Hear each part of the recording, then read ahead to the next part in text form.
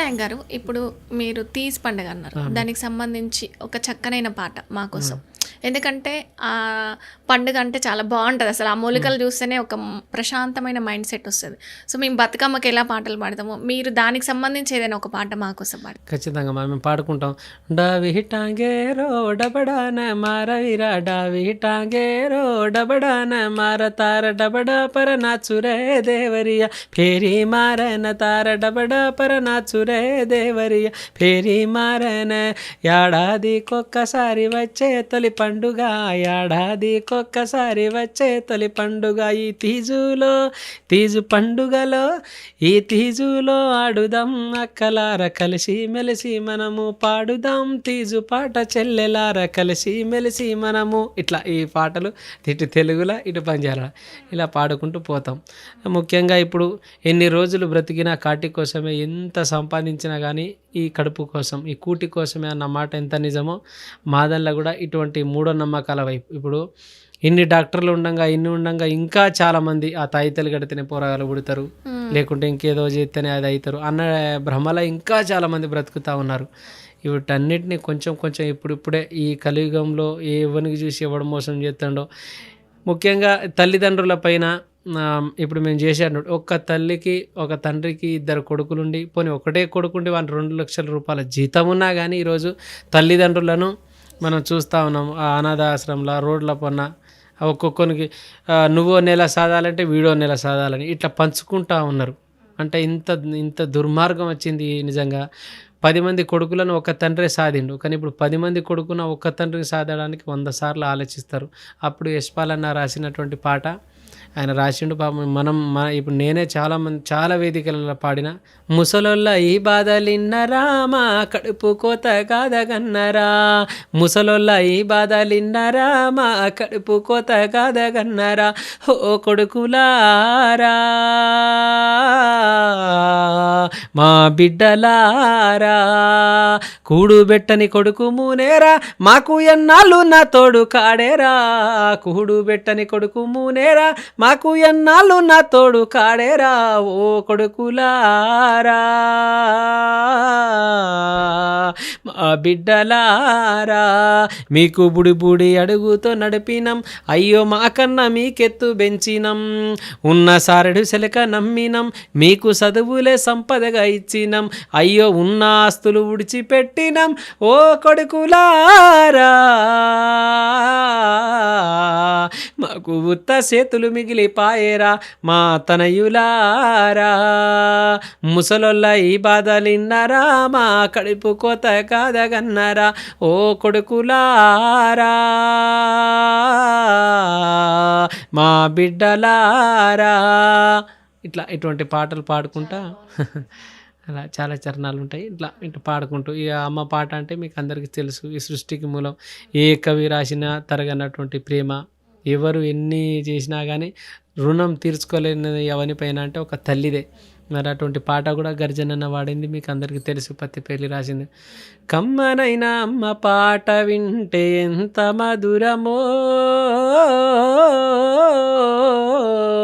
మనసుకు కాదు తరుమతరమో, తల్లి గర్భగుడిలో ఉన్నప్పుడు రక్తముద్దై ఎదుగుతున్నప్పుడు నవమాసాలు నిండుగున్నప్పుడు అమ్మాయిగా నేను కడుపులుండన్నప్పుడు కత్తి మీద సాము చేసినట్టుగా కొండంత నొప్పులు అమ్మ తీసుకుంటూ జన్మనిచ్చి కొత్త లోకాన్ని చూపెట్టి సచ్చిన శవమోలే సొమ్మసిల్లునమ్మ. అమ్మంటే ఎంత గొప్పదో బ్రహ్మకైనా వర్ణించవశమౌనా, ఎన్ని జన్మలున్న కవులు కలములు అమ్మ ప్రేమను రాసిన తరుగునా, పొద్దున లేసి నీ నామములు దలచి నిన్ను పూజించిన నీ రుణము తీరునా అమ్మా. కమ్మనైనా అమ్మ పాట వింటే ఎంత మధురమో మనసుకు కాదు మరువతరమో. ఇట్లా చాలా బాగా పాడారు. అమ్మ గురించి చాలా గొప్పగా అండి. అలాగే చూసుకుంటే మీ ప్రస్థానం అసలు ఎక్కడ స్టార్ట్ అయింది? మీరు పాటలు పాడాలని ఎలా బయటకొచ్చింది అసలు అంటే ఆలోచన? మాది యాక్చువల్గా కరీంనగర్ జిల్లా. ఓకే. మాది కరీంనగర్ దగ్గర ఒకటి హుస్నాబాద్ ఉంటుంది, ఉమ్మడి కరీంనగర్ జిల్లా, ఇప్పుడు సిద్దిపేట. హ్మ్. అయితే ఒక మిత్రుడు ఇట్లా సందర్భాల్లో చెప్తా ఉంటే పాటలు పాడడానికి ఇప్పుడు ఆ రోజుల్లోనే ఒక అన్నల పోవడం, ఈ అన్యాయం జరుగుతుంటే అన్న నుంచి ఎదిరించడం, హుహు. అట్లా అట్లా అన్ని మాదళ్ళకి వెళ్ళి కూడా చాలామంది నాయకులు అలా వెళ్ళిపోయి చాలామంది చనిపోతూ ఉంటే హ్మ్. మేము ఏదైనా సుఖం వచ్చినా దుఃఖం వచ్చినా మాదన్లో ఒకటి ఢావలో అని ఉంటుంది. హుహు. అంటే మామూలుగా ఏడుస్తారు. ఇప్పుడు ఎక్కడైనా ఎక్కడైనా బాధ అనిపిస్తే మీరు మామూలుగా ఇలా ఏడుస్తూ ఉంటారు, కానీ మాదన్లా ఒక శోకం. పాట రూపకంలో ఓకే. ఒక పాట రూపంలో ఏడుస్తూ పెద్దవాళ్ళు ఉంటారు. ఏడ్చిన అట్లా శోకం. ఏడుస్తూ ఉంటారు. హ్మ్. అందులోనే సుఖ దుఃఖాలని చెప్పి అయితే అక్కడ మాదన్లకి వెళ్ళి కూడా చాలామంది పోయి అక్కడ చనిపోయిన తర్వాత వాళ్ళ ఆమె అట్లా ఏడుస్తూ ఉందన్నమాట ఆ కొడుకును. అంటే కొడుకా నా ముద్దు కొడుకా, కొడుకా నా చిన్ని కొడుకా, నువ్వు ఎక్కడా పోతివిరా, నేనొక్కదానై తినిరా, అన్నల్లో కలిసిపోయే కొడుక అదృష్టమందరికీ రాదు, అన్యాయాన్ని ఎదిరించే కొడుక బాటల్లో నా నీవు నడువు. అంటే నేను నా శాత కాకున్నా కానీ నేను ఇస్తా నీకు బంధుకు, నువ్వు ప్రజల కోసం నిలిచు అని చెప్పి అట్లా పాడుతూ ఉంటే, హ్మ్. అంటే చూడు ప్రజలకు మేలు జరగడం కోసం ఎక్కడున్నా ఆ వీరుడు అట్లనే ఉండాలని కోరుకునే తల్లి హ్మ్. తన కొడుకు చనిపోయినా పర్వాలేదు కానీ 10 మంది బాగు కోసం ఒకటి చచ్చిపోయినా పర్వాలేదు అని అట్లా పాడుతూ ఉంటే వాళ్ళ కొడుకు పాట నాతోటి పాడించింది అనమాట. అప్పుడు చిన్న చిన్నలోను ఒకసారి ఇట్లా పాడాలి నాన్న అని ఈ పాట అప్పుడు బాగా విమలక్క వాళ్ళు పాడుతూ ఉంటారు ఈ పాట. అప్పుడు నేను బేటా ఏసిను బేటా బేటా మారో బేటా తూ కత్త చలో గోరే బేటా ఓ గట్లి మా చలో గోరే